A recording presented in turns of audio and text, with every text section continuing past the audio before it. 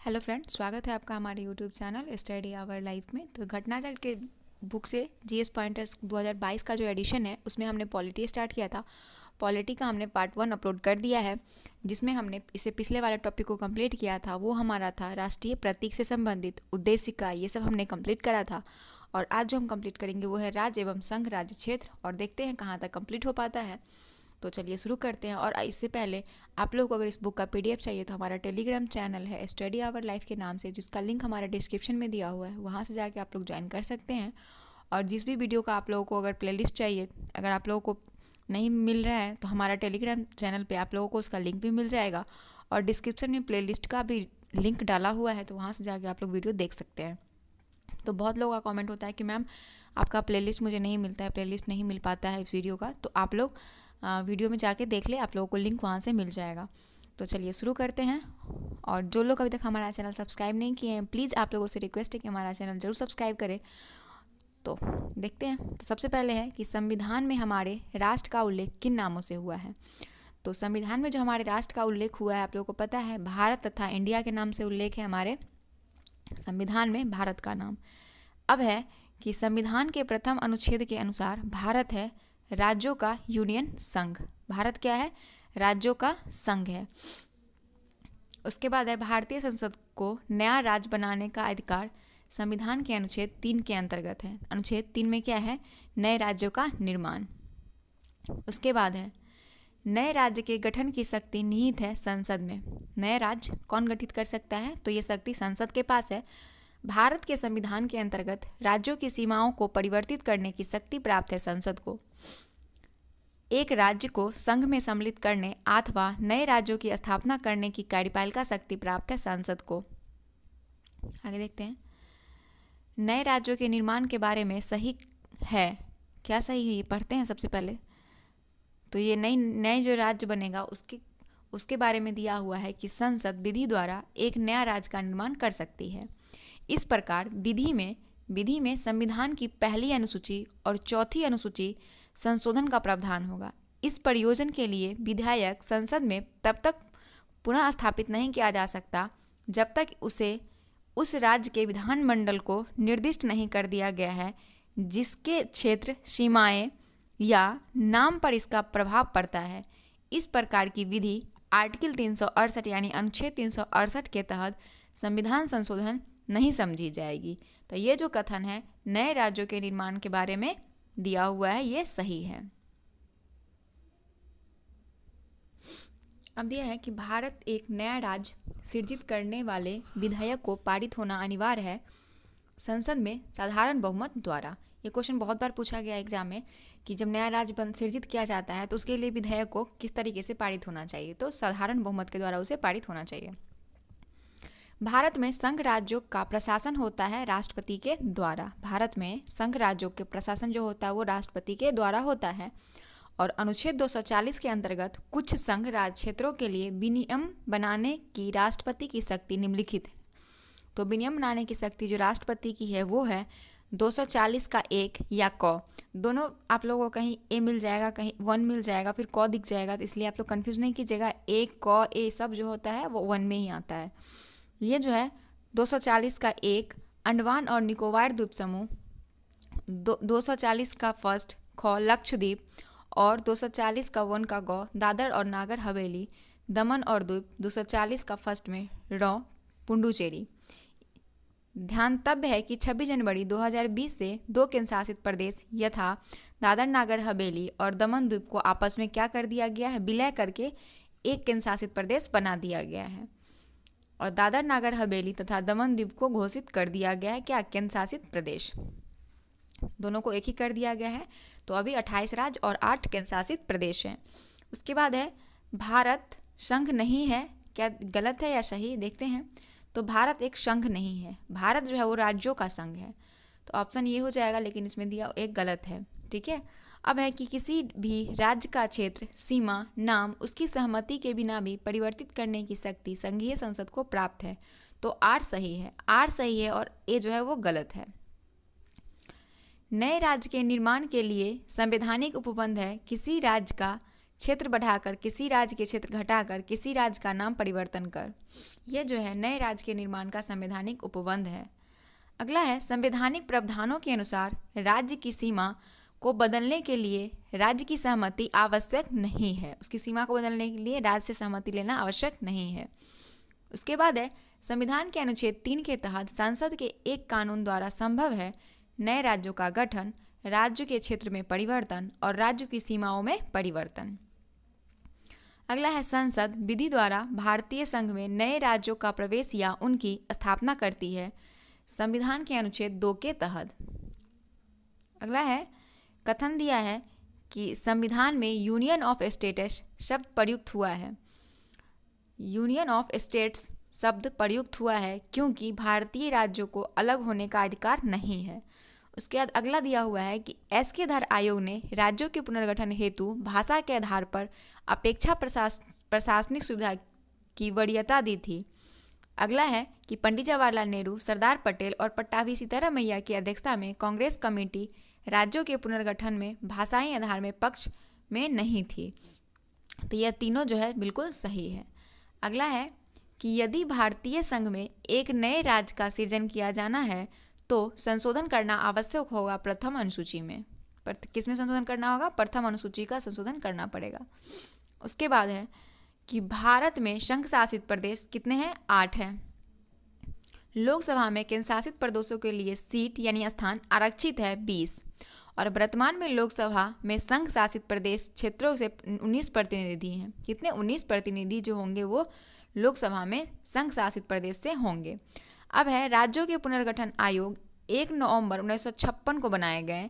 उसमें 14 राज्य और 6 संघ शासित प्रदेश थे और अभी फिलहाल वर्तमान में कितना है? 28 राज्य और 8 केंद्र शासित प्रदेश। तो कभी कभी ये भी पूछ दिया जाता है कि राज्य जब पुनर्गठन आयोग हुआ था तो उस समय कितने स्टेट और यूनियन टेरिटरी थे? तो 14 राज्य थे और 6 केंद्र शासित प्रदेश थे। अगला है संघ राज्य क्षेत्र है अंडमान और निकोबार द्वीप समूह, दिल्ली, चंडीगढ़, जम्मू कश्मीर, लद्दाख, लक्षद्वीप, दादर और नागर हवेली तथा दमन द्वीप एवं पुडुचेरी। तो ये दादर और नागर हवेली तथा दमन द्वीप है, ये दोनों एक ही है। तो टोटल कितने संघ राज्य क्षेत्र हैं? 8 हो गए हैं। अब है दिल्ली क्या है? तो दिल्ली एक केंद्र शासित प्रदेश है। दिल्ली क्या है? एक यूनियन टेरिटरी है। दिल्ली को राष्ट्रीय राजधानी क्षेत्र का दर्जा दिया गया था 69वें संविधान संशोधन 1991 के द्वारा। उसके बाद है सही कथन है गोवा को 1987 में पूर्ण राज्य का दर्जा प्राप्त हुआ था। अगला है द्वीप खंभात की खाड़ी में एक टापू है। दमन और द्वीप को भारतीय संविधान के 56वें संविधान संशोधन द्वारा गोवा से अलग किया गया था। दादर और नागर हवेली 1954 तक पुर्तगाली शासन के अधीन थे। ये सभी कथन जो है सही है। गोवा का पूर्ण रूप राज्य का दर्जा मिला था 1987 में। द्वीप खंभात की खाड़ी एक टापू में है और दमन और द्वीप को भारतीय संविधान के 56वें संविधान संशोधन से गोवा को अलग किया गया था और दादर नागर हवेली 1954 तक पुर्तगाली के शासन के अधीन था। अब है सिक्किम को विधिवत भारत संघ एक पूर्ण राज्य के रूप में सम्मिलित किया गया था 36वें संविधान संशोधन द्वारा। राज्यों का भारत संघ के संपूर्ण राज्य का दर्जा प्राप्त होने का सही कालानुक्रम क्या है? तो भारत संघ के संपूर्ण राज्य का तो सबसे पहले नागालैंड, फिर हरियाणा, सिक्किम, अरुणाचल प्रदेश। यह जो क्रम है राज्यों का भारत संघ के संपूर्ण राज्य का दर्जा प्राप्त करने का सही कालानुक्रम है। अगला है भारतीय राज्यों का उनके निर्माण के अनुसार कालानुक्रम क्या है? तो पहले सिक्किम, फिर अरुणाचल प्रदेश, फिर छत्तीसगढ़, फिर झारखंड। ये जो है राज्यों के निर्माण के अनुसार कालानुक्रम है। अब है छत्तीसगढ़ राज्य स्वरूप आया था 1 नवंबर 2000 को, उत्तराखंड भी 9 नवंबर 2000 को और झारखंड की स्थापना 15 नवंबर 2000 को हुई थी। तो 2000 में छत्तीसगढ़, उत्तराखंड और झारखंड ये दोनों राज्य अलग हुए थे और बस डेट आप लोग अलग याद रखेंगे, बाकी मंथ और ईस्वी एक ही हैं। तो 1 नवंबर छत्तीसगढ़, 9 नवंबर उत्तराखंड और 15 नवंबर झारखंड। अब है दिए गए राज्यों का गठन निम्न वर्ष हुआ था। देखते हैं गठन वर्ष।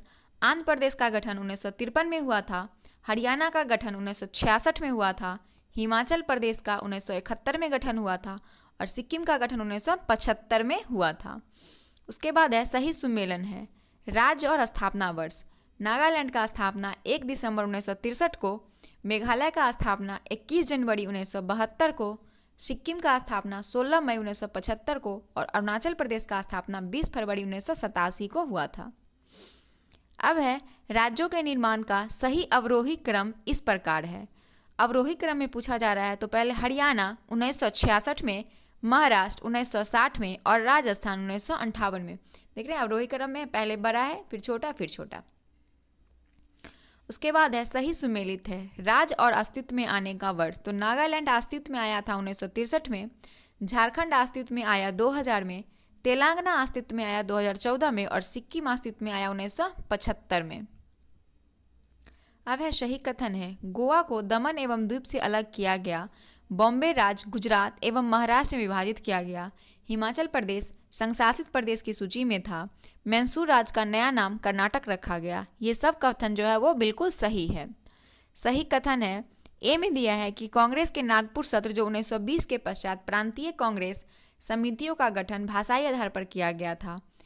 और दूसरा सही कथन दिया है कि 1948 में कांग्रेस ने भाषाई आधार पर प्रांतों के गठन की मांग को अस्वीकार कर दिया था। ठीक है, किसने अस्वीकार किया था? कांग्रेस ने, जो भाषा के आधार पर आया था उसमें। अब है भाषा के आधार पर राज्यों के गठन हेतु राज्य पुनर्गठन आयोग की स्थापना 29 दिसंबर 1953 को की गई थी। किसके आधार पर? भाषा के आधार पर राज्यों के गठन हेतु राज्य पुनर्गठन आयोग की स्थापना 29 दिसंबर 1953 को की गई थी।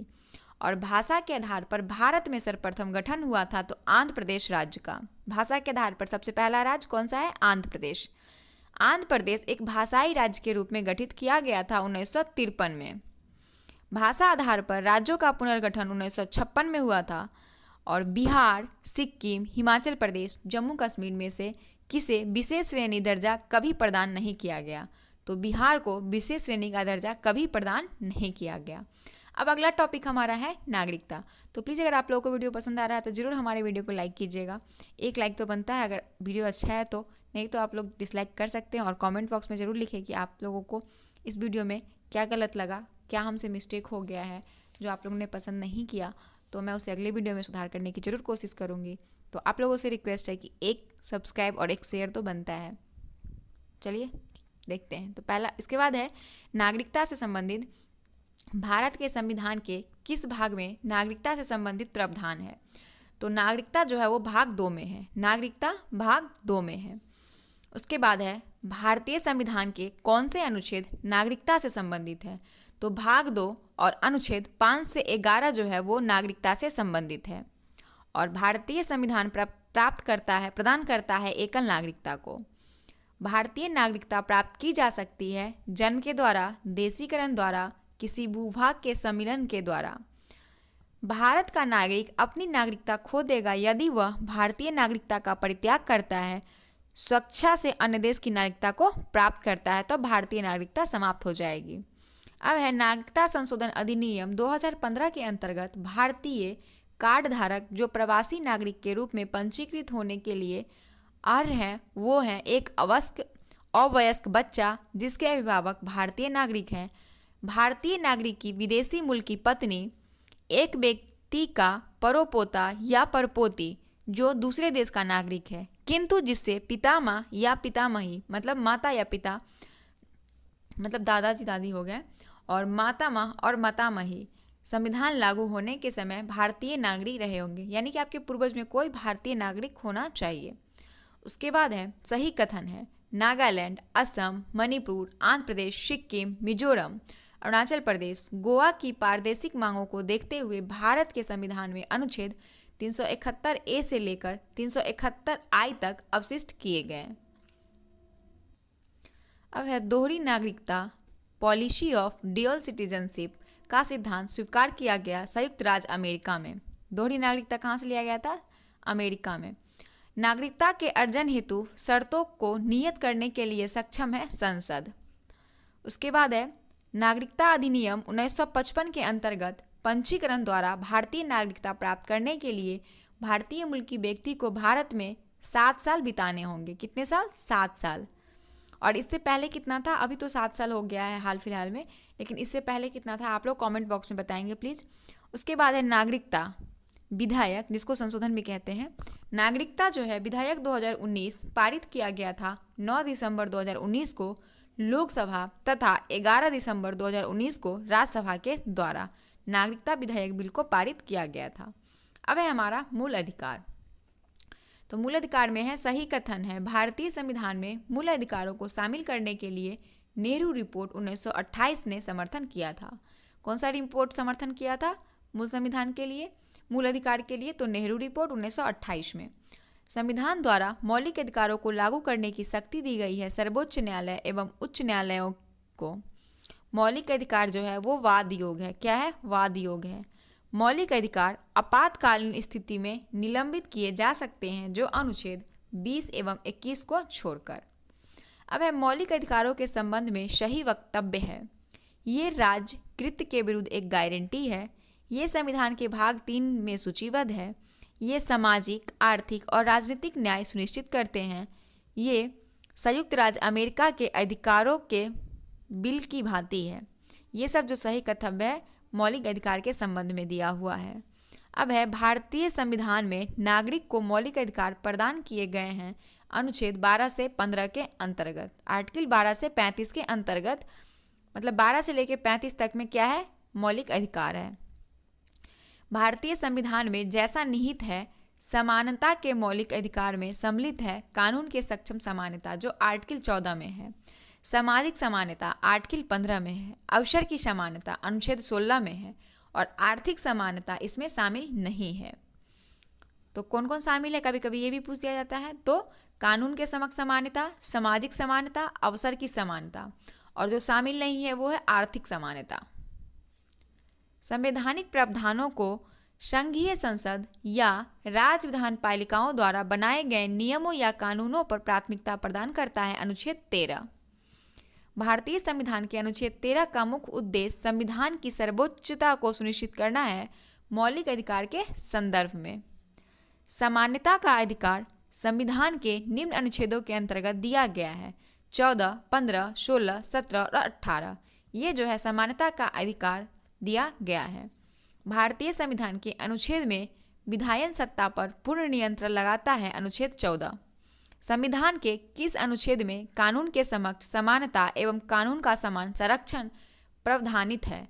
तो अनुच्छेद 14 जो है वो संविधान के समक्ष समानता और कानून के समान संरक्षण को प्रावधानित करता है, आर्टिकल 14। अब है सत्य कथन है। गोवा को दमन एवं द्वीप से अलग किया गया। बॉम्बे, गुजरात एवं महाराष्ट्र में विभाजित किया गया। हिमाचल प्रदेश पहले संशासित प्रदेश की सूची में था। मैसूर राज्य का नया नाम कर्नाटक रखा गया। ये सही कथन है। और देखते हैं सही कथन है कांग्रेस के नागपुर सत्र, एक मिनट, सॉरी वो पेज रिपीटेड था पीडीएफ में इसलिए दिक्कत हो गया। जो हमने कवर कर चुकी थी वही पेज फिर से वापस आ गया था। तो यहाँ से है फिर, विधि का नियम या कानून का अधिराज्य का मतलब है सभी के लिए एक कानून और सभी के लिए न्याय तंत्र। विधि के नियम का मतलब क्या है कि सभी के लिए एक कानून होना चाहिए और सभी के लिए न्याय भी अलग होना चाहिए, चाहे वो कोई भी व्यक्ति हो, वो सरकारी व्यक्ति हो या फिर कोई निजी कर्मचारी हो या फिर कोई भी व्यक्ति हो सकता है, सबके लिए समान व्यवस्था होनी चाहिए। विधि का नियम यही कहता है। अब है धर्म आदि के आधार पर विभेद का प्रतिषेध। भारत के संविधान का अनुच्छेद 15 एक मूल अधिकार है जिसे वर्गीकृत किया जाएगा समता के अधिकार के अधीन। निजता के अधिकार को जीवन एवं व्यक्तिगत स्वतंत्रता के अधिकार के अंतर्भूत भाग के रूप में संरक्षित किया जाता है भाग 3 और अनुच्छेद 21 के तहत। मद्रास राज्य बनाम दोराई राजन 1951 के मुकदमे में भारतीय सर्वोच्च न्यायालय के निर्णय के परिणाम स्वरूप जिस मौलिक अधिकार को संशोधित किया गया वह भेदभाव के विरुद्ध अधिकार था। उसके बाद है शिक्षण संस्थाओं में जिसमें गैर सरकारी गैर अनुदान प्राप्त भी सम्मिलित हैं अन्य पिछड़े अनुसूचित जाति एवं अनुसूचित जनजाति हेतु आरक्षण की सुविधा प्रदान की गई है आर्टिकल 15 के 5 के अंतर्गत। संविधान के वो अनुच्छेद जिनके तहत अन्य पिछड़ा वर्ग यानी ओबीसी को आरक्षण का प्रावधान किया गया है वो आर्टिकल 15 का 4 और 16 का 4 है जिसमें ओबीसी को आरक्षण दिया गया है। कथन में दिया है कि सामाजिक, आर्थिक एवं राजनीतिक क्षेत्रों में समान आधार निर्मित करने के उद्देश्य से राज्य और समान लोगों के लिए भिन्न व्यवहार कर सकता है। तो ये जो कथन है आपका सही है। और आड़ में दिया हुआ है समान लोगों में विधि समान होगी और समान रूप से प्रशासित किए जाएगी। तो आड़ भी सही है, लेकिन ए का सही स्पष्टीकरण कौन है? ए का सही स्पष्टीकरण आर है। भारतीय संविधान में स्वतंत्रता का अधिकार किन अनुच्छेदों के द्वारा प्रदान किया गया है? तो भारत के संविधान में स्वतंत्रता का अधिकार अनुच्छेद 19 से 22 तक में है। सर्वोच्च न्यायालय को सामान्य कार्य के लिए समान वेतन को मौलिक अधिकार के समतुल्य मानने के लिए निम्नलिखित प्रावधानों ने सक्षम किया। तो संविधान की प्रस्तावना में प्रयुक्त समाजवादी शब्द को संविधान के अनुच्छेद 14 जो विधि के समक्ष समता है और अनुच्छेद 16 जो लोक नियोजन के विषय में अवसर की समता के साथ मिलकर पढ़ना है। अब है मौलिक अधिकार के अंतर्गत बच्चों के शोषण से संबंधित आर्टिकल 24 है। बच्चों के शोषण के लिए आर्टिकल 24 है। अब है ICCPR के अनुच्छेद डैश द्वारा बाल अधिकार को सुरक्षित किया गया। तो अनुच्छेद 24 द्वारा बाल अधिकार को सुरक्षित किया गया। असंपृक्तता का उन्मूलन एवं किसी भी रूप में इसके आचरण का निषेध किया गया अनुच्छेद 17 द्वारा। अस्पृश्यता मतलब छुआछूत। उसके बाद है न्यायालय उपधारिता कर सकता है कि अपराध गठित करने वाला कोई कृत्य असंपृक्तता के आधार पर किया गया था यदि ऐसा अपराध डैश के संबंध में किया गया है। तो वो कौन करेगा? अनुसूचित जाति के सदस्य न्यायालय उपधारिता कर सकता है या कि अपराध गठित करने वाला कोई कृत्य असंपृक्तता के आधार पर ऐसा कोई अपराध अनुसूचित जाति के सदस्य के संबंध में किया गया है। यह कौन करेगा? न्यायालय। अब है कि भारत में असंपृक्तता के निवारण निम्न उपायों द्वारा किया जा सकता है। कानून बनाकर, शिक्षा की उन्नति के द्वारा और जन जागरण के द्वारा अस्पृश्यता का निवारण किया जा सकता है। मूल अधिकारों के किस सबवर्ग में असंपृक्तता के रूप में किए गए विभेदन के विरुद्ध संरक्षण समाविष्ट है? तो समता के अधिकार में। अब दिया है कथन 1 में है कि असंपृक्तता संरचनात्मक का हिस्सा सबसे खराब स्वरूप है। हिंसा का सबसे खराब स्वरूप कौन सा है? असंपृक्तता का संरचनात्मक। और असंपृक्तता के चलन का आधार धार्मिक स्वीकृति है। तो ए आर दोनों सत्य है और आर ए की सही व्याख्या भी करता है। अनुसूचित जाति और अनुसूचित जनजाति को मौलिक सामाजिक, आर्थिक, राजनीतिक और सांस्कृतिक अधिकार दिया गया है आर्टिकल 17 के अंतर्गत। भारत का संविधान स्पष्टतः प्रेस की आज़ादी की व्यवस्था नहीं करता है, किंतु यह आज़ादी अंतर्निहित है 19 के 1 में। भारतीय संविधान में भाषण एवं अभिव्यक्ति की स्वतंत्रता के मूल अधिकार का प्रावधान आर्टिकल 19 में दिया है।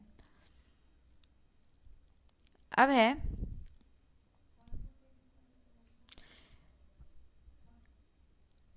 उच्चतम न्यायालय की व्यवस्था अनुसार निजी भवनों के ऊपर राष्ट्रीय झंडे फहराना हर नागरिक का मौलिक अधिकार है, जो संविधान के अनुच्छेद 19(1) के तहत है। हर नागरिक अपने छत के ऊपर झंडा फहरा सकता है। आर्टिकल कौन सा है? 19 का 1A है। स्वतंत्रता के अधिकार के भाग के रूप में बिना हथियार के शांतिपूर्ण ढंग से इकट्ठा होने की स्वतंत्रता के अंतर्गत आता है शांतिपूर्व इकट्ठा होना, एकत्रित जनता जिनको हथियार नहीं रखना चाहिए, इस अधिकार के अभ्यास पर राज्य कानून बनाकर तर्कपूर्ण प्रतिबंध लगा सकता है।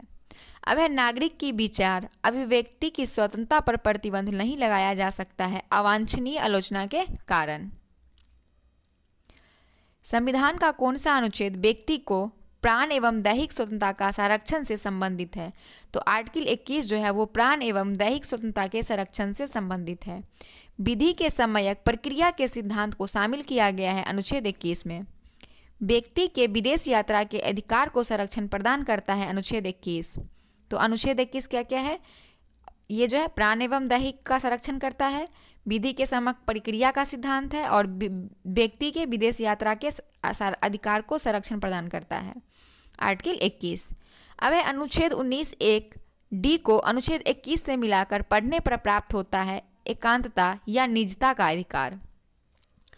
निजता के अधिकार को जीवन एवं व्यक्तिगत स्वतंत्रता के अधिकार अंतर्भूत भाग के रूप में संरक्षित किया जाता है भाग 3 में, गारंटी की गई स्वतंत्रताएं अनुच्छेद 21 के तहत।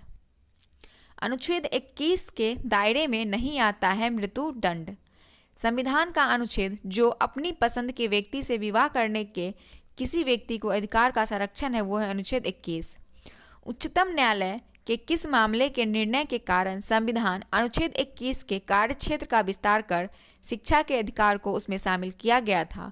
तो उन्वी कृष्णन बनाम आंध्र प्रदेश को। आगे देखते हैं। धार्मिक स्वतंत्रता के अधिकार के प्रावधान के अंतर्गत सम्मिलित है धर्म प्रचार करने का अधिकार, सिखों को कृपाण धारण करने रखने का अधिकार, राज्यों को समाज सुधारक विधि निर्माण करने का अधिकार। यह जो है हमारे धार्मिक सुधार अधिकार का प्रावधान के अंतर्गत शामिल है। संविधान के अनुच्छेद 25 के अनुसार धर्म स्वतंत्रता का अधिकार अधीन है सार्वजनिक व्यवस्था, स्वास्थ्य एवं सदाचार के। सिखों द्वारा कृपाण धारण करना धार्मिक स्वतंत्रता का अंग माना जाता है अनुच्छेद 25 के अंतर्गत।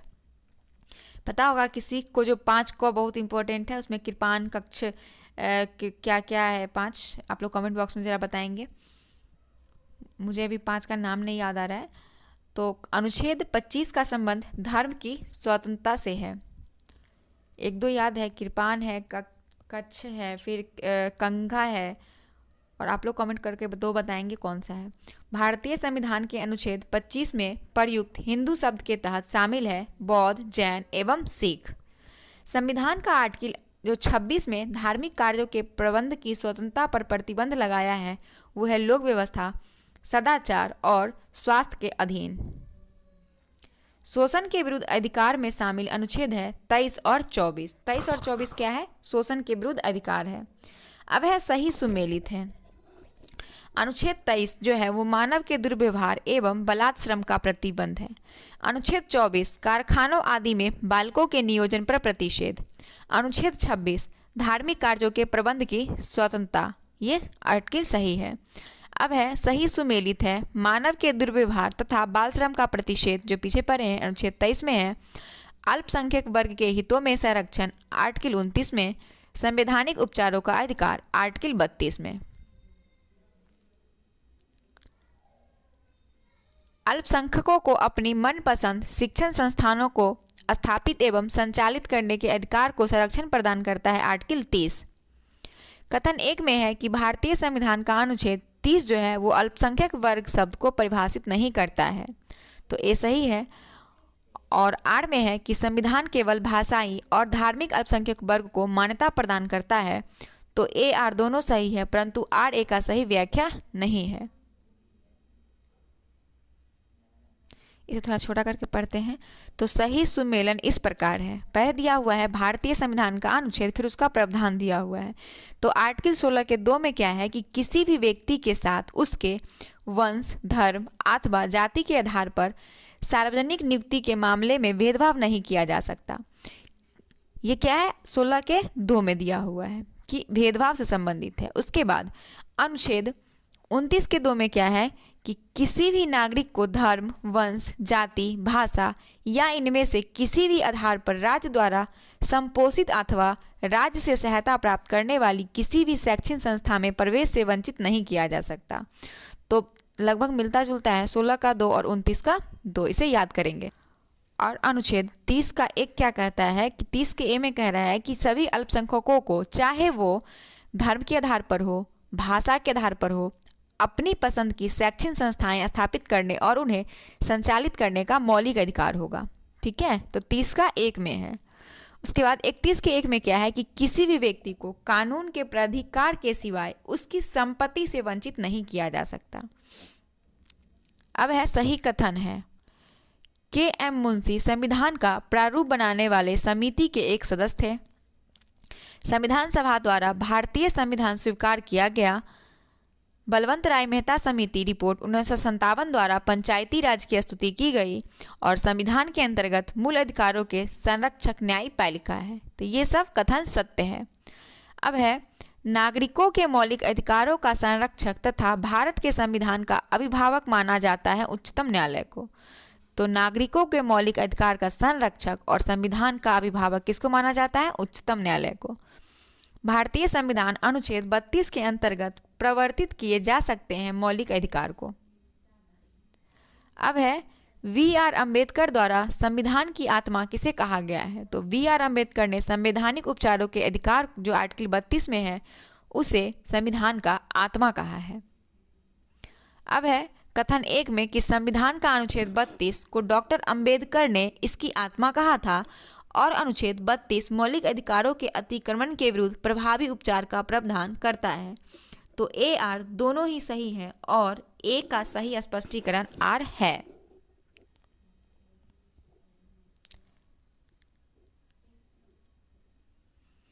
भारत का उच्चतम न्यायालय नागरिकों के मूल अधिकार के प्रवर्तन के लिए विभिन्न रिट जारी करने का अधिकार रखता है। तो रिट जारी करने का आर्टिकल 32 के तहत किस एक प्रलेख यानी रिट, देखिए रिट का दूसरा नाम क्या है, प्रलेख भी बोलते हैं, कहीं कहीं प्रलेख भी मिलेगा। तो रिट और प्रलेख याद कर लें। किसी व्यक्ति की स्वतंत्रता की महानता रक्षक माना जाता है, महानतम रक्षक माना जाता है। फिर से इसे रिपीट करते हैं एक बार। किस एक प्रलेख या रिट को किसी व्यक्ति की स्वतंत्रता का महानतम रक्षक माना जाता है तो बंदी प्रतिरक्षीकरण प्रलेख को। उसके बाद है व्यक्तिगत स्वतंत्रता के लिए उच्च न्यायालय जारी कर सकता है हैबियस कर्पस यानी बंदी प्रतिरक्षीकरण। हैबियस कर्पस इसे इंग्लिश में कहते हैं और हिंदी में कहते हैं बंदी प्रतिरक्षीकरण। अब है सही सुमेलित है। तो बंदी प्रतिरक्षीकरण जो है to have the body of, हमें शरीर चाहिए।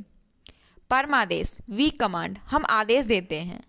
उत्प्रेषण टू बी सर्टिफाइड, पूर्णतः सूचित कीजिए। और अधिकार परीक्षा व्हाई व्हाइट अथॉरिटी, किस अधिकार से। और प्रतिषेध अधीनस्थ न्यायालय के लेख, बहुत ही इंपॉर्टेंट है, इसे आप लोग याद करेंगे। एक बार हम फिर से रिपीट कर देते हैं ताकि आप लोगों को याद हो जाए। बंदी प्रतिरक्षीकरण का मतलब है to have the body of, मतलब हमें शरीर चाहिए। उसके बाद परमादेश वी कमांड, हम आदेश देते हैं। उत्प्रेषण टू बी सेटिस्फाइड, पूर्णतः सूचित कीजिए, उत्प्रेषण का मतलब। उसके बाद अधिकार परीक्षा व्हाई व्हाइट अथॉरिटी, किस अधिकारी से, किस अधिकार से। प्रतिषेध अधीनस्थ न्यायालय का लेख। अब है आगे देखते हैं। आगे है सही सुमेलन है इस प्रकार। मौलिक कर्तव्य संविधान का 42वां संविधान संशोधन द्वारा जोड़ा गया था। संसद मौलिक अधिकारों में संशोधन कर सकती है एवं मूल ढांचे का सिद्धांत इंसानों के अनैतिक व्यापार का निषेध अनुच्छेद 23 में है। अब है सही सुमेलित है। असंपृक्तता का अंत आर्टिकल 17, गिरफ्तारी एवं निरोध का विरोध आर्टिकल 22, धर्म की स्वतंत्रता अनुच्छेद 25, अल्पसंख्यक हितों के संरक्षण अनुच्छेद 29, ये सही सुमेलित है। सही सुमेलन इस प्रकार है। उपाधियों का निषेध आर्टिकल 18, धार्मिक मामलों के प्रबंध की स्वतंत्रता अनुच्छेद 26, अल्पसंख्यक की भाषा का संरक्षण अनुच्छेद 29, शिक्षा का अधिकार अनुच्छेद 21 के 1 से संबंधित है। संसद को मौलिक अधिकार में संशोधन का अधिकार दिया गया केशवानंद भारती बाद ने। भारत के सर्वोच्च न्यायालय ने संविधान की मूल संरचना सिद्धांत यानी बुनियादी ढांचा सिद्धांत का प्रतिपादन किया केशवानंद भारती बनाम केरल राज्य मुकदमे में। मूल अधिकारों से संबंधित निर्णयों का सही कालानुक्रम है। ए के गोपालनवाद 1950 में, गोलकनाथवाद 1967 में, केशवानंद भारतीवाद 1973 में और मिनर्वा मिल्सवाद 1980 में। तो ये जो है मूल अधिकारों से संबंधित निर्णय है जो जिसका कालक्रम सही है। 1950, फिर 1967, 1973 और 1980। संपत्ति के मूल अधिकार का लोप किया गया संविधान के 44वां संविधान संशोधन अधिनियम 1978 के द्वारा। संपत्ति के अधिकार को संविधान के भाग 3 यानी मूल अधिकार से हटाकर भाग 12 के अनुच्छेद 301 के तहत विधिक अधिकार बनाया गया जनता पार्टी सरकार द्वारा 44वें संविधान संशोधन से। वर्तमान समय में भारतीय संविधान के अंतर्गत संपत्ति का अधिकार है एक वैधानिक, विधिक, कानूनी अधिकार। समानता, स्वतंत्रता, धर्म पालन एवं समान आवास के अधिकारों में से भारतीय संविधान प्रदान नहीं करता है। तो समान आवास का अधिकार भारतीय संविधान में प्रदान नहीं करता है। भारतीय संविधान में नागरिक को नहीं दिया गया है सूचना का अधिकार।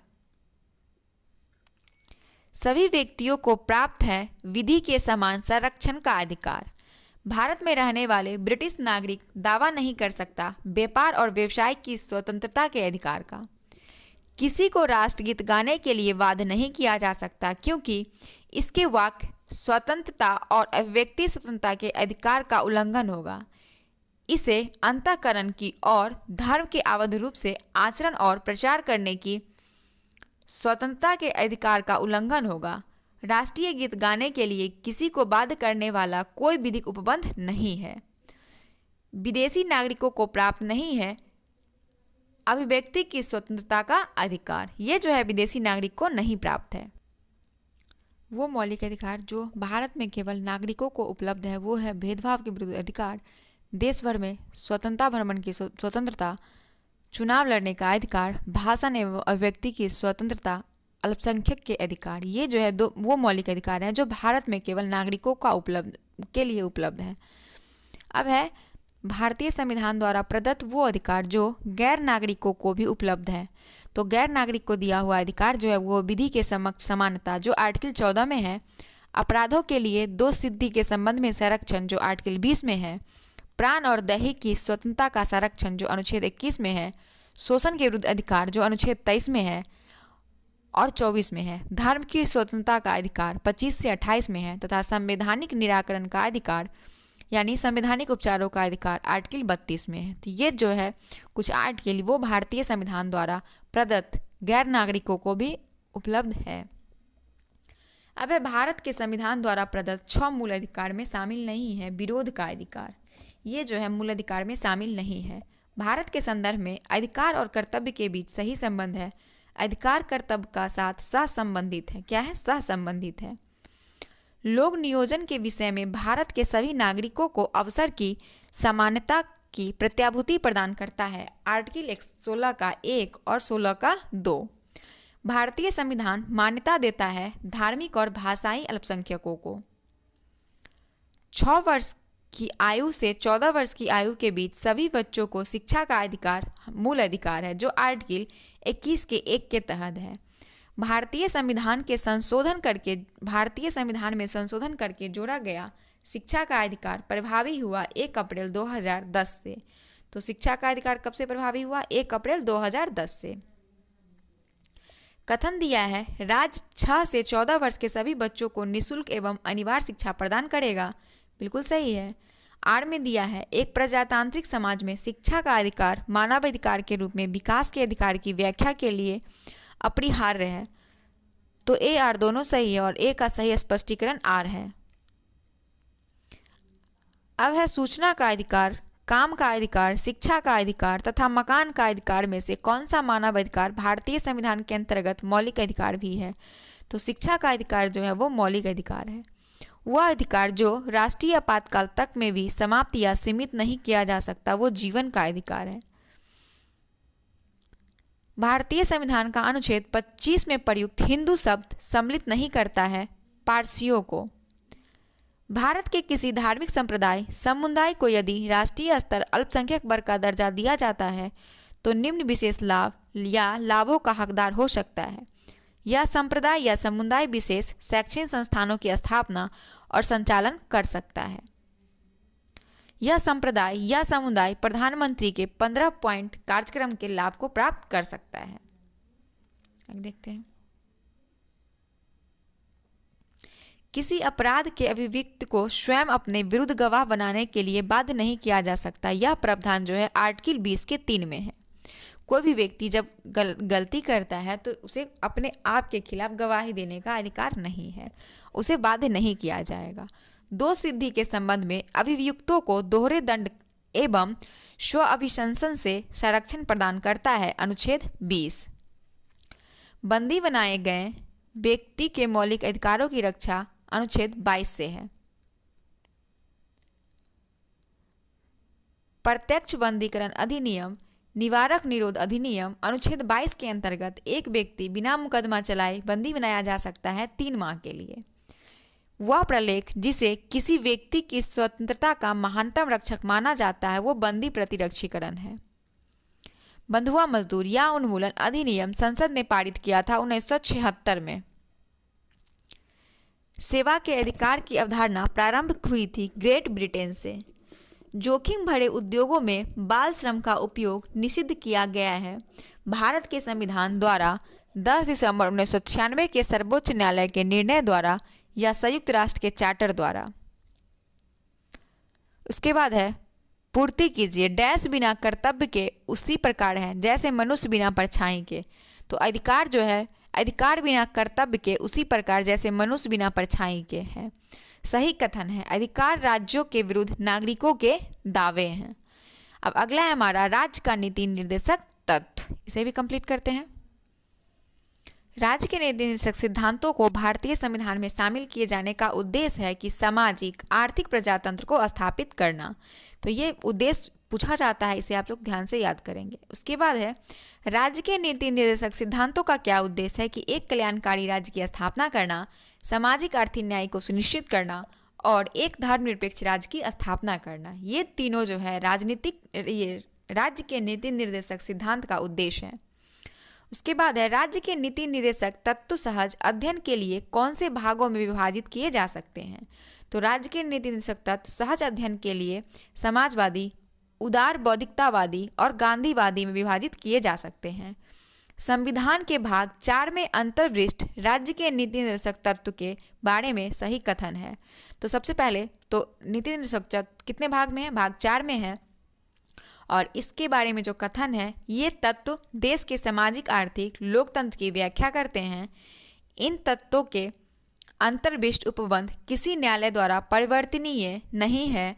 इस भाग में अधिक कथित सिद्धांत राज्य के द्वारा कानून बनाने को प्रभावित करेंगे। कल्याणकारी राज्य की संकल्पना का समावेश भारत के संविधान में राज्य के नीति निर्देशक तत्व में है। भारत के संविधान का कौन सा भाग कल्याणकारी राज्य का आदर्श घोषित करता है?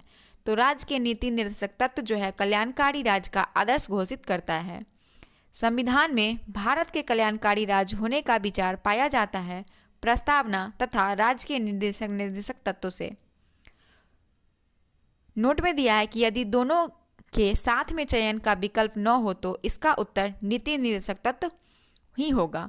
तो एक बार फिर से रिपीट करते हैं इस क्वेश्चन को। तो क्वेश्चन दिया है कि भारत में संविधान में भारत के कल्याणकारी राज्य होने का विचार पाया जाता है प्रस्तावना तथा राज्य के नीति निर्देशक तत्व में। और नोट में दिया है कि यदि दोनों के साथ में चयन का विकल्प न हो तो सही उत्तर नीति निर्देशक तत्व होगा। यानी प्रस्तावना और राजनीति निर्देशक तत्व दिया हो तो आप सही आंसर टिक करेंगे राज्य का नीति निर्देशक तत्व। अब है भारत के संविधान के संदर्भ में राज्य के नीति निर्देशक तत्व विधायिका कार्यपालिका कृतों पर निवर्धन नहीं करते हैं। भारतीय संविधान में सम्मिलित नीति निर्देशक तत्व की प्रेरणा हमें कहाँ से प्राप्त हुई है? तो नीति निर्देशक की प्रेरणा आयरलैंड के संविधान से लिया गया है। नीति निर्देशक सिद्धांत है वाद योग नहीं। भारत के संविधान के अनुसार देश के शासन के लिए आधारभूत है राज्य की नीति निर्देशक तत्व। पुरुष और स्त्रियों दोनों का समान कार्य के लिए समान वेतन भारत के संविधान में सुनिश्चित किया गया एक राज्य के नीति निर्देशक सिद्धांतों का अंग है। राज्य सरकार को ग्राम पंचायतों को संगठित करने के लिए निर्देशित करता है अनुच्छेद 40। भारत के संविधान के अंतर्गत ग्राम पंचायतों का गठन राज्य के नीति शिक्षा और लोक सहायता पाने का अधिकार। उसके बाद 44 में है कि नागरिक के लिए समान नागरिक संहिता। 48 में दिया है कृषि एवं पशुपालन का गठन। अनुच्छेद 50 में है न्यायपालिका और कार्यपालिका का पृथक्करण। 51 में अंतर्राष्ट्रीय शांति का विकास और 39 के ए में है सामान्य न्याय एवं निःशुल्क विधिक सहायता। कथन में दिया हुआ है कि मनरेगा अर्ह परिवार से कम एक सदस्य को 100 दिनों का रोजगार दिलाने का प्रावधान करता है। रोजगार का अधिकार संविधान के भाग 3 में प्रवर्तित है। तो ए सही है कि मनरेगा जो है हर परिवार को कम से कम 100 दिनों रोजगार दिलाने का प्रावधान करता है, लेकिन आर जो है वो गलत है। राज्य के नीति निर्देशक सिद्धांतों का सही सुमेलन है कि अनुच्छेद 51 जो है वो अंतर्राष्ट्रीय शांति और सुरक्षा का संवर्धन से संबंधित है। अनुच्छेद 43 के क में है उद्योग के प्रबंध में कर्मगारों के भाग लेने का अधिकार। और अनुच्छेद 48 के क में है पर्यावरण संरक्षण, संवर्धन और वन्य तथा जीवों की रक्षा। आगे देखते हैं 42वां संविधान संशोधन द्वारा किस अनुच्छेद के माध्यम से श्रमिकों की प्रथम प्रबंध में भागीदारी सुनिश्चित की गई। तो अनुच्छेद 39 के ए में जो है वो 42वां संविधान संशोधन द्वारा अनुच्छेद 43 के ए के माध्यम से श्रमिकों की प्रबंध में भागीदारी सुनिश्चित की गई। उसके बाद है 42वें संविधान संशोधन द्वारा नीति निर्देशक तत्व में जोड़े गए अन्य प्रावधान। शोषण से बच्चों एवं अल्पवयों की सुरक्षा जो अनुच्छेद 39 के च में है। सामान्य न्याय तथा निःशुल्क कानूनी सलाह 39 के क में है। पर्यावरण का संरक्षण एवं संवर्धन, वन एवं वन जीवों की रक्षा अनुच्छेद 48 के क में है। ये सब जो है 42वें संविधान संशोधन में जो नीति निर्देशक तत्व को जोड़ा गया था उसमें इस कुछ शब्द को जोड़ा गया था। अब है कि भारत में न्यायपालिका का कार्यपालिका से पृथककरण किससे व्यादेशित है। तो राज्य के नीति निर्देशक तत्व जो आर्टिकल 50 में दिया हुआ है। भारत के संविधान में अंतर्राष्ट्रीय शांति और सुरक्षा की अभिवृद्धि का उल्लेख राज्य के नीति निर्देशक सिद्धांत आर्टिकल 51 में है। भारत की विदेश नीति से संबंधित अनुच्छेद 51 में है। संविधान जिनके शोषण के विरुद्ध अधिकार स्वीकृत करता है वो बच्चे, स्त्रियां तथा जनजातियां हैं। राज्य के नीति निर्देशक तत्व हैं मादक निषेध, गौ संरक्षण, पर्यावरण संरक्षण जो 14 वर्ष की आयु तक बच्चों के लिए निःशुल्क शिक्षा और नीति निर्देशक तत्व नहीं बल्कि मूल अधिकार है। मादक पेय और स्वास्थ्य के लिए हानिकारक औषधियों के प्रयोजन से भी उपभोग का प्रतिबंध शामिल है राज्य के नीति निर्देशक तत्व के अनुच्छेद 47 में। राज्य के नीति निर्देशक सिद्धांत मौलिक अधिकार से भिन्न है क्योंकि निर्देशक सिद्धांत प्रवर्तनीय नहीं है जबकि मौलिक अधिकार न्यायालय में परिवर्तनीय है। गांधीवादी सिद्धांत जो राज्य के नीति निर्देशक तत्वों में प्रतिबंधित होते हैं वो है ग्राम पंचायतों को संगठित करना, ग्रामीण क्षेत्रों में कुटीर उद्योग को प्रोत्साहित करना। राज्य के नीति निर्देशक सिद्धांतों में से वह जिसके बारे में संविधान शांत है वो है प्रौढ़ शिक्षा। राज्य के नीति निर्देशक सिद्धांतों में सम्मिलित नहीं है सूचना का अधिकार। राज्य के नीति निर्देशक सिद्धांत में सम्मिलित नहीं है। नीति निर्देशक तत्व समान नागरिक संहिता आर्टिकल 44। राज्य के नीति निर्देशक तत्व के सिद्धांत के अंतर्गत राज्य सुनिश्चित करने का प्रयास करेगा कि पुरुष और महिला को समान कार्य हेतु समान वेतन, जीविकोपार्जन हेतु पर्याप्त साधनों का समान अधिकार तथा काम हेतु न्याय संगत और मनोनीत दशाएं, ये सब जो है राज्य के नीति निर्देशक तत्व के अंतर्गत सुनिश्चित करने का प्रयास किया गया है। अब है कि राज्य के नीति निर्देशक सिद्धांत एक ऐसा चेक है जो बैंक की सुविधा अनुसार अदा किया जा सकता है, केटी शाह ने कहा था। भारत सरकार द्वारा आरंभ में किए गए राष्ट्रीय सामाजिक सहायता कार्यक्रम से भारत के संविधान के उपबंधों में कौन सा पूरा होता है। तो राज्य का नीति निर्देशक तत्व पूरा होता है। अब है भारतीय संविधान में पर्यावरण संरक्षण एवं संवर्धन तथा वन्य जीवों की सुरक्षा के प्रावधान पाए जाते हैं तो राज्य के नीति निर्देशक तत्व तथा मूल कर्तव्य में। अगला टॉपिक है हमारा मूल कर्तव्य से देखते हैं। भारत की प्रभुता, एकता, अखंडता की रक्षा करने और उसे अक्षुण्ण रखने के लिए मूल कर्तव्य को रखा गया है तीसरे स्थान पर अनुच्छेद 51 के क के तहत उपखंड गौ में। किसको? भारत की प्रभुता, एकता, अखंडता की रक्षा करने के लिए तीसरे स्थान पर इसको रखा गया है मूल कर्तव्य को। उसके बाद है भारतीय संविधान के 42वें संविधान संशोधन विधेयक द्वारा मूल कर्तव्यों को सम्मिलित किया गया अनुच्छेद 51 के 1 या क है उसमें। अब है कि भारतीय संविधान में मूल कर्तव्य शामिल किया गया स्वर्ण सिंह समिति की स्तुति पर। स्वर्ण सिंह समिति 1976 के सदस्यों में शामिल थे AR अतुल्य, SS रे, CM स्टीफन, ये जो थे स्वर्ण सिंह समिति के सदस्यों में शामिल थे।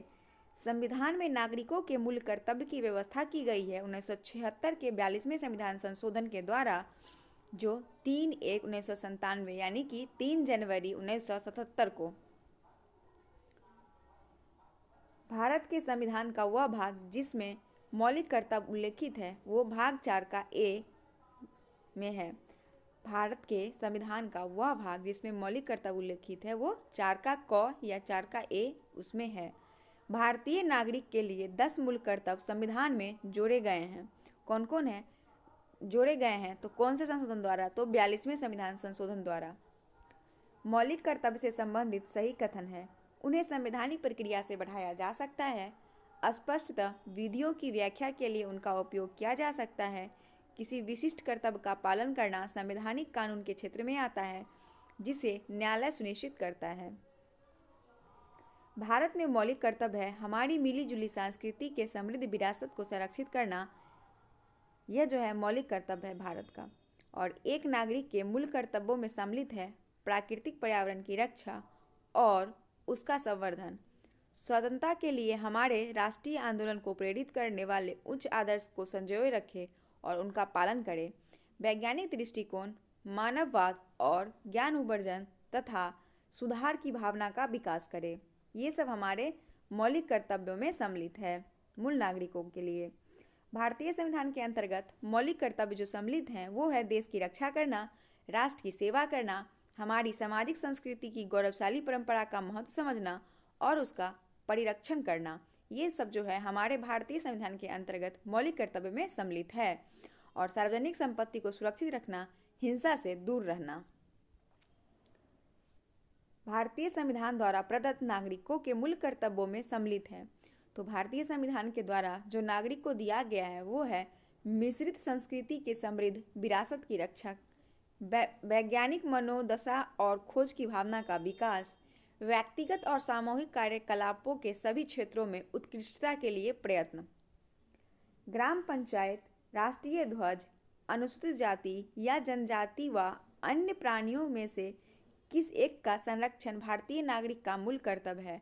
वन्य प्राणी दोनों का संरक्षण जो है वो नागरिक का कर्तव्य है। भारत के प्रत्येक नागरिक का कर्तव्य होगा प्राकृतिक पर्यावरण का संरक्षण एवं सुधार में शामिल है। अनुच्छेद 51 का क उपखंड जो है 6 में है। सही कथन है मूल कर्तव्य मौलिक अधिकारों का भाग नहीं है।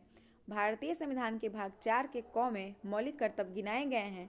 अनुच्छेद 51 के क प्रत्येक भारतीय नागरिक को मौलिक कर्तव्यों की व्याख्या करता है। भारतीय संविधान में वर्तमान में मौलिक कर्तव्य 11 हैं। भारतीय संविधान के भाग 4 के क में मूल कर्तव्य में वर्णित है राष्ट्रीय ध्वज का आदर करना, भारत के सभी लोगों के मध्य भाईचारे का भाव विकसित करना, हमारी समग्र संस्कृति की मूल्यांकन धरोहर की रक्षा करना। भाग 4 में दिया है मूल कर्तव्य के बारे में और मूल कर्तव्य में वर्णित ये सब विषय हैं।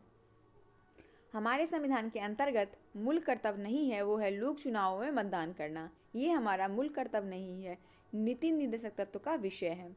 अब है संविधान का भाग और विषय। तो संविधान के भाग 2 में पढ़े थे नागरिकता, 3 में पढ़े थे मूल अधिकार, 4 में राज्य के नीति निर्देशक तत्व और 4 के ए में है मूल कर्तव्य। एक बार फिर से रिपीट करते हैं, आप लोगों को याद हो जाएगा। भाग 2 नागरिकता, भाग 3 मूल अधिकार, भाग 4 राज्य के नीति निर्देशक तत्व और भाग 4 के ए में है मूल कर्तव्य। और भाग 1 में तो पता ही है राज्य जो है वो संघ का वो है संघ एवं उसका राज्य क्षेत्र। क्या मैम? भाग 1 में दिया हुआ है संघ एवं उसका राज्य क्षेत्र, भाग 1 में दिया है। उसके बाद है भारत की प्रभुता, एकता और अखंडता की रक्षा करे और उसे अक्षुण्ण रखे। यह उपबंध किया गया है मूल कर्तव्य में। अब है सही सुमेलन है विषय संबंधित आर्टिकल दिया हुआ है, इसे पढ़ते हैं। तो सबसे पहले दिया है कि अंतर्राष्ट्रीय विधि के प्रति आदर बढ़ाना। अंतर्राष्ट्रीय विधि के प्रति आदर बढ़ाना ये 51 के ग में दिया हुआ है। प्राणियों के प्रति दया का भाव रखना 51 के क में है। ज्ञान अर्जन और सुधार की भावना का विकास करना अनुच्छेद 51 के क में है, क के ज में है। उसके बाद राज्य की लोक सेवाओं में न्यायपालिका आर्टिकल 50 में है, में पृथककरण का राज्य की लोक सेवाओं में न्यायपालिका को कार्यपालिका से पृथककरण करना आर्टिकल 50 में है। एक बार फिर से सारे आर्टिकल को पढ़ते हैं। अंतर्राष्ट्रीय विधि के प्रति आदर बढ़ाना आर्टिकल 51 के ग में है। प्राणियों के प्रति दया भाव रखना 51 के क 6 में है। ज्ञान अर्जन और सुधार की भावना का विकास 51 क के जौ में है। राज्य की लोक सेवाओं में न्यायपालिका को कार्यपालिका से पृथककरण करना आर्टिकल 50 में है। अब पढ़ेंगे राष्ट्रपति के बारे में। तो सबसे पहले भारतीय गणतंत्र का प्रमुख कौन होता है? भारत का राष्ट्रपति होता है। कथन दिया है कि संघीय कार्यपालिका का मुखिया भारत का राष्ट्रपति होता है। सही बात है, लेकिन वास्तविक शक्ति किसके पास होता है? प्रधानमंत्री के पास। राष्ट्रपति की शक्ति की कोई सीमा नहीं है, तो आर गलत है, ए सही है। उसके बाद है भारत में राष्ट्रपति का निर्वाचन होता है अप्रत्यक्ष मतदान से। कथन दिया है कि भारत का राष्ट्रपति अप्रत्यक्ष निर्वाचन से चुना जाता है। सही है। और आर में दिया है कि एक निर्वाचन मंडल की व्यवस्था है जो संसद के दोनों सदनों और राज्यों की विधानसभाओं के निर्वाचित सदस्यों को मिलाकर बनता है। तो ए आर दोनों सही है और ए का सही स्पष्टीकरण आर भी है। दिया है कि भारत में राष्ट्रपति का चुनाव किया जाता है एकल हस्तांतरणीय मत प्रणाली के द्वारा। राष्ट्रपति के निर्वाचन मंडल के सदस्य होते हैं संसद के दोनों सदनों के निर्वाचित सदस्य, सभी राज्य विधानसभाओं के निर्वाचित सदस्य और केंद्र शासित में दिल्ली और पुडुचेरी विधानसभाओं के निर्वाचित सदस्य राष्ट्रपति के निर्वाचन मंडल में भाग लेते हैं। नोट में दिया है कि राष्ट्रपति के निर्वाचक मंडल में जम्मू कश्मीर संघ राज्य क्षेत्र की विधानसभा के निर्वाचित सदस्यों को अभी शामिल नहीं किया गया है। राष्ट्रपति के चुनाव प्रकरण के संबंध में सही नहीं है। निर्वाचक मंडल के अपूर्ण होने के आधार पर राष्ट्रपति का चुनाव स्थगित किया जा सकता है। ये कथन जो है सही नहीं है। भारत के राष्ट्रपति के उम्मीदवार के प्रस्ताव का अनुसमर्थन किया जाना चाहिए कम से कम 50 निर्वाचकों द्वारा। भारत के राष्ट्रपति के निर्वाचन के संदर्भ में सही कथन है प्रत्येक एमएलए के वोट का मूल्य अलग अलग राज्य में अलग अलग होता है और लोकसभा के सदस्य के मत का मूल्य राज्यसभा के सदस्य के मत के मूल्य के समान होता है। राष्ट्रपति के निर्वाचन में राज्य का मुख्यमंत्री मतदान करने के लिए पात्र नहीं होता है। फिर से पढ़ते हैं। राष्ट्रपति के निर्वाचन में राज्य का जो मुख्यमंत्री होता है वो मतदान नहीं करता है। वह राज्य विधानमंडल में उच्च सदन का सदस्य हो तो वो वोट देने के पात्र होंगे। भारत के राष्ट्रपति के चुनाव में राज्य विधानसभा के प्रत्येक निर्वाचित सदस्यों को वोट की संख्या उस राज्य की जनसंख्या को विधानसभा की कुल निर्वाचित सदस्य संख्या द्वारा विभाजित कर प्राप्त भागफल की 1000 के गुणक के बराबर होती है और वर्तमान स्थिति में जनसंख्या से तात्पर्य यथा अविनिश्चित जनसंख्या से 1971 जनगणना के द्वारा। राष्ट्रपति के उम्मीदवार के लिए आवश्यक है 35 वर्ष की आयु पूरी कर चुका हो, लोकसभा का सदस्य चुने जाने की योग्यता रखता हो, देश का नागरिक हो। सांसद अथवा विधानसभा का सदस्य राष्ट्रपति निर्वाचित हो सकता है, परंतु उसे निर्वाचित होने के तुरंत उपरांत अपनी सदस्यता छोड़नी होगी। राष्ट्रपति के पद के लिए पुनः निर्वाचन की योग्यता निर्धारित करता है आर्टिकल 57। अगर भारत में राष्ट्रपति चुनाव में कोई विवाद हो तो उसे विवाद को सौंपा जाएगा भारत के सर्वोच्च न्यायालय को। राष्ट्रपति 5 वर्ष तक अपने पद पर रहता है। अपने पद ग्रहण करने के दिन से भारत के राष्ट्रपति अपना त्यागपत्र सौंपता है भारत के उपराष्ट्रपति को। भारत के राष्ट्रपति को उसके पद से हटाया जा सकता है संसद के महाभियोग के द्वारा। राष्ट्रपति पर महाभियोग चलाया जा सकता है। आर्टिकल 61 में वर्णित यह प्रक्रिया दिया हुआ है। आर्टिकल 61 में है राष्ट्रपति पर महाभियोग की प्रक्रिया। राष्ट्रपति पर महाभियोग का आरोप लगाया जा सकता है संसद के किसी भी सदन के द्वारा। राष्ट्रपति पर महाभियोग चलाने के लिए आवश्यक कम से कम 14 दिनों पूर्व राष्ट्रपति को सूचना देना होता है। भारत के राष्ट्रपति के निर्वाचन गण का तो भाग है, परंतु इसके महाभियोग अधिकरण का भाग नहीं है। राज्य की विधानसभाएं जो हैं भारत के राष्ट्रपति निर्वाचन गण का तो भाग है, परंतु उसके महाभियोग अधिकरण में भाग नहीं लेते हैं। राष्ट्रपति के महाभियोग की प्रक्रिया संसद की एक अर्धन्यायिक प्रक्रिया है। पदासीन राष्ट्रपति की पदावधि की समाप्ति से भिन्न किसी कारण से उत्पन्न होने वाली रिक्ति की दशा में रिक्ति भरने के लिए निर्वाचन अवश्य होना चाहिए, रिक्ति होने की तिथि से 6 माह के भीतर। जब राष्ट्रपति मृत्यु, त्यागपत्र या पदच्युत हो तो अन्य उपकारणों से अपने कर्तव्यों को नहीं निभा सकते तो उपराष्ट्रपति राष्ट्रपति के रूप में कार्य कर सकते हैं, लेकिन 6 माह तक, 6 महीने के अंदर उसे चुनाव करवाना होगा। यदि भारत के राष्ट्रपति का पद रिक्त हो जाए तो कोई उपराष्ट्रपति भी न हो तो कार्यवाहक राष्ट्रपति होगा सर्वोच्च न्यायालय का मुख्य न्यायाधीश। यदि राष्ट्रपति का पद भी रिक्त हो, उपराष्ट्रपति भी नहीं हो, तब कार्यवाहक राष्ट्रपति कौन होगा? सर्वोच्च न्यायालय का मुख्य न्यायाधीश। और अगर सर्वोच्च न्यायालय के मुख्य न्यायाधीश भी अगर नहीं होंगे तो उसी न्यायालय के कोई वरिष्ठ न्यायाधीश जो होंगे वो उनका कार्यभार संभालेंगे। भारत का कार्यपालिका अध्यक्ष कौन होता है? राष्ट्रपति होता है। भारत का कार्यपालिका अध्यक्ष राष्ट्रपति होते हैं और संघ की कार्यपालिका शक्ति राष्ट्रपति में निहित है, जो आर्टिकल 53 के अंतर्गत आता है। कथन दिया है कि संघ की कार्यपालिका शक्ति भारत के राष्ट्रपति में निहित है। सही है। कार्यपालिका शक्तियां सरकार का व्यवसाय चलाने से संबंधित है, तो ए आर दोनों सत्य है और आर जो है सही स्पष्टीकरण नहीं है ए का। भारत के राष्ट्रपति अपने शक्तियों का प्रयोग करते हैं सीधे अथवा अपने अधीनस्थ अधिकारियों के द्वारा। राष्ट्रपति कोई भी मामला मंत्रिपरिषद द्वारा पुनर्विचार किए जाने के लिए वापस भेजने का अधिकार दिया गया है आर्टिकल 44वां संविधान संशोधन के द्वारा। राष्ट्रपति लोकसभा भंग कर सकते हैं केंद्रीय मंत्रिमंडल की अनुशंसा पर। लोकसभा 108 के अंतर्गत लोकसभा और राज्यसभा के संयुक्त बैठक आहूत की जाती है राष्ट्रपति के द्वारा। अनुच्छेद 108 के अंतर्गत लोकसभा तथा राज्यसभा की संयुक्त बैठक की आहूत कब की जाती, किसके द्वारा की जाती है? राष्ट्रपति के द्वारा की जाती है। भारत के राष्ट्रपति से संबंधित सही कथन है वह संसद का संघटक भाग है। वह प्रत्येक वर्ष दोनों सदनों की संयुक्त बैठक को संबोधित करता है। वह किंचित परिस्थितियों में अध्यादेश लागू कर सकता है। ये जो है राष्ट्रपति से संबंधित कथन है। भारत के राष्ट्रपति ने जिस एकमात्र मामले को अपने वीटो की शक्ति का प्रयोग किया था वो भारतीय डाकघर या संशोधन विधेयक है। एक राष्ट्रपति ने एक शक्ति का प्रयोग किया था जिसे संवैधानिक शब्दावली में जेवी निषेधाधिकार कहा जाता था। वह ज्ञानी जैल सिंह थे जिन्होंने जेवी वीटो का प्रयोग किया था और तभी से यह जेवी निषेधाधिकार कहा जाने लगा। राष्ट्रपति संसद के दोनों सदनों द्वारा पारित किसी बिल पर अपनी स्वीकृति रोक सकते हैं अनुच्छेद 111 के अंतर्गत। और अनुच्छेद 110 में क्या है आप लोग कमेंट बॉक्स में बताएंगे।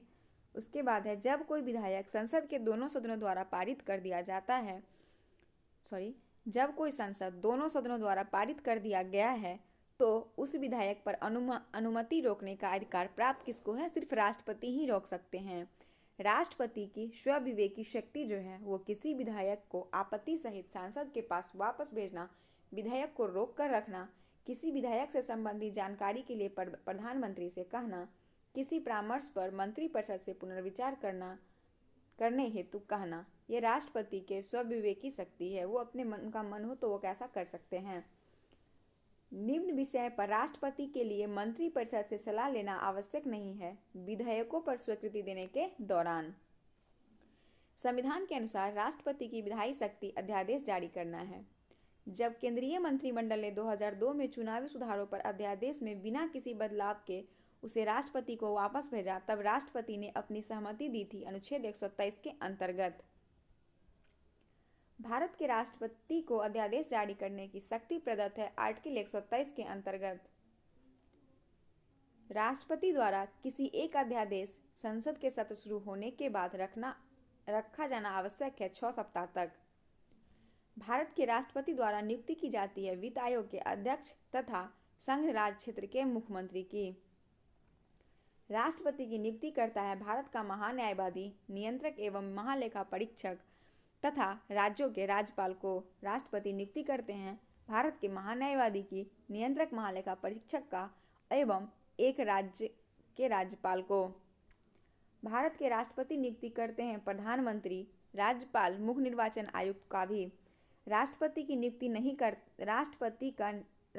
भारत का राष्ट्रपति नियुक्ति नहीं करता है उपराष्ट्रपति का। उपराष्ट्रपति का नियुक्ति भारत का राष्ट्रपति नहीं करते हैं। संविधान असाधारण परिस्थितियों में राष्ट्रपति को राज्यपाल के कृत्यों के निर्वहन हेतु उपबंध करता है आर्टिकल 160 में। भारतीय संविधान भारत के राष्ट्रपति को अधिकार नहीं देता है राज्यों के मुख्यमंत्री की नियुक्ति का। राष्ट्रपति को उच्चतम न्यायालय से परामर्श करने की शक्ति प्रदान है अनुच्छेद 143 में। भारत के राष्ट्रपति की शक्तियों के बारे में सही नहीं है, राष्ट्रपति सर्वोच्च न्यायालय के परामर्श को स्वीकार करना चाहिए। ये जो है भारत के राष्ट्रपति की शक्तियों के बारे में सही नहीं है। संविधान के अनुसार शब्दशः भारत के राष्ट्रपति की शक्ति नहीं है संसद के सदनों को संदेश भेजना। भारत के राष्ट्रपति को यह अधिकार नहीं प्राप्त है कि वह सर्वोच्च न्यायालय को न्यायाधीश को हटा सके। राष्ट्रपति की क्षमा आदि की शक्ति एक न्यायिक शक्ति है।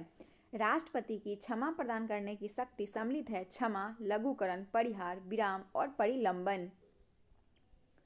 राष्ट्रपति को प्राप्त जो प्राधिकार है वो है औपचारिक और विधिक, संवैधानिक और नाममात्र। भारत के संविधान के अनुसार भारत के राष्ट्रपति का यह कर्तव्य है कि वो संसद के पटल पर रखाए गए संघ वित्त आयोग की सिफारिश को, नियंत्रक महालेखा परीक्षक के प्रतिवेदन को, राष्ट्रपति अनुसूचित जनजाति आयोग के प्रतिवेदन को, ये सब पटल रखवाएं। भारतीय संविधान के अनुसार भारत के राष्ट्रपति का कर्तव्य है संसद के प्रति पटल रखवाएं। वह संवैधानिक विशेषाधिकार जो राष्ट्रपति का नहीं है वो है द्वितीय बिल का पुनर्विचार हेतु लौटाना। ये जो है राष्ट्रपति का संवैधानिक विशेषाधिकार नहीं है। किसी भौगोलिक क्षेत्र को अनुसूचित घोषित करने का संवैधानिक अधिकार प्राप्त है राष्ट्रपति को। संसद के लिए राष्ट्रपति का अभिभाषण तैयार करता है केंद्रीय मंत्रिमंडल। कथन दिया है कि भारत के राष्ट्रपति ब्रिटिश राजा से भिन्न है। भारत के राष्ट्रपति का पद अमेरिका के राष्ट्रपति से मिलता है। ए सही है लेकिन आर जो है वो गलत है।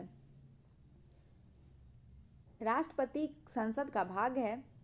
संसद के दोनों सदनों द्वारा पारित विधेयक बिना राष्ट्रपति की स्वीकृति के कानून नहीं बना सकता, तो राष्ट्रपति संसद का भाग भी है और संसद के दोनों सदनों द्वारा पारित विधेयक बिना राष्ट्रपति की स्वीकृति को कानून नहीं बना सकता। ए आर दोनों सही है और आर ए का सही स्पष्टीकरण भी है। अब कथन ए में है कि रक्षा बलों का सर्वोच्च कमांडर राष्ट्रपति में निहित है। सही है। प्रधान सेनापति की हैसियत से राष्ट्रपति की शक्तियां विधायी नियंत्रण से स्वतंत्र है, तो आर गलत है, लेकिन रक्षा बलों का सर्वोच्च कमांडर जो होते हैं वो राष्ट्रपति में निहित है। स्वतंत्र भारत के प्रथम राष्ट्रपति बिहार से थे। भारत के चौथे राष्ट्रपति वीवी गिरी थे। 2 अवधि के लिए भारत के राष्ट्रपति थे डॉक्टर राजेंद्र प्रसाद। भारतीय राष्ट्रपति के सर्वसम्मति से चुने जाने का अभी तक एकमात्र उदाहरण है नीलम संजीव रेड्डी। उसके बाद है सूची 1 को सूची 2 से मिलाना है और राष्ट्रपति दिया, उनका अवधि दिया हुआ है। तो फखरुद्दीन अली अहमद जो थे उनका कार्यकाल 1974 से लेकर 1977 तक रहा। एन संजीव रेड्डी, इनका कार्यकाल 1977 से 1982 तक रहा।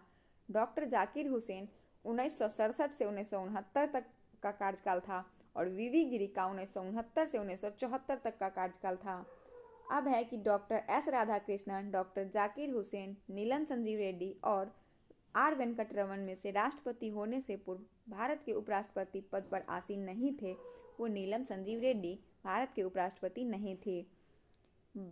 भारत के राष्ट्रपति में दार्शनिक राजा अथवा दार्शनिक शासक के रूप में जाना जाता है डॉक्टर राधाकृष्णन को। अब है भारत के राष्ट्रपतियों से ट्रेड यूनियन आंदोलन से संबंध रखा वीवी गिरी। भारत के राष्ट्रपति जिन्हें मिसाइल मैन की संज्ञा दी गई वो एपीजे अब्दुल कलाम को। भारत के मुख्य न्यायाधीश में से एक ने राष्ट्रपति के रूप में कार्य किया था, वो जस्टिस एम हिदायतुल्ला थे, जो यह मुख्य न्यायाधीश भी रह चुके थे और राष्ट्रपति के रूप में भी कार्य किए थे। वो राष्ट्रपति जो सर्वोच्च न्यायालय में उपस्थित हुए थे जब सर्वोच्च न्यायालय राष्ट्रपति के निर्वाचन विवाद की सुनवाई कर रहा था, तो वो वीवी गिरी थे जो सर्वोच्च न्यायालय राष्ट्रपति के निर्वाचन विवाद की सुनवाई कर रहा था, तब वह सर्वोच्च न्यायालय में उपस्थित हुए थे। कथन सत्य है कि राष्ट्रपति पद के लिए प्रत्याशी की आयु कम से कम 35 वर्ष होनी चाहिए और उपराष्ट्रपति राज्यसभा का सभापति बनता है। भारत के प्रथम राष्ट्रपति डॉक्टर राजेंद्र प्रसाद थे, मतलब उपराष्ट्रपति राज्यसभा का सभापति बनता है। भारत के प्रथम राष्ट्रपति डॉक्टर राजेंद्र प्रसाद थे। ये सब कथन जो है सत्य है। कथन दिया है कि अपने कार्यकाल के दौरान भारत के राष्ट्रपति के विरुद्ध किसी भी न्यायालय में मुकदमा नहीं चलाया जा सकता और कारण दिया है कि राष्ट्रपति का पद संविधान के ऊपर होता है। तो कथन और कारण दोनों गलत हैं। सबसे ऊपर संविधान है। नोट में दिया है कि राष्ट्रपति पर उनके द्वारा व्यक्तिगत हैसियत से किए गए कार्य संबंध में दीवानी यानी सिविल मुकदमा चलाया जा सकता है। और श्रीमती प्रतिभा पाटिल का भारतीय गणतंत्र के राष्ट्रपति के रूप में क्रम था व्यक्ति रूप से 12 माह और कार्यकाल के रूप से पूछा जाए तो 14 माह। एक विधायक जो संसद में प्रस्तुत किया जाता है और इसके बाद अधिनियम बन जाता है, जब तक कि राष्ट्रपति सहमति दे देता है तब वह राष्ट्रपति का प्रतिनिधित्व करता है, परंतु राष्ट्र का नेतृत्व नहीं करता।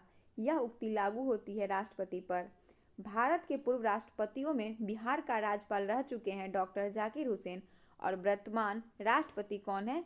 रामनाथ कोविंद। ये भी बिहार के राज्यपाल रह चुके थे। कौन? रामनाथ कोविंद। उसके बाद है राष्ट्रपति भवन का डिजाइन किया था एडविन लुटियंस ने। राष्ट्रपति भवन का डिजाइन किया था एडविन लुटियंस के द्वारा। अगला टॉपिक हमारा उपराष्ट्रपति का होगा, जिससे हम अगले वीडियो में कवर करेंगे। तो 2 वीडियो आप लोगों को और मिल जाएगा इसका, उसके बाद समाप्त हो जाएगा। तो आप लोग को अगर वीडियो अच्छा लगा हो तो वीडियो को लाइक कीजिएगा, चैनल को सब्सक्राइब कीजिएगा और वीडियो को ज़्यादा से ज़्यादा शेयर कीजिएगा। चलिए मिलते हैं अगले वीडियो के साथ, तब तक के लिए धन्यवाद।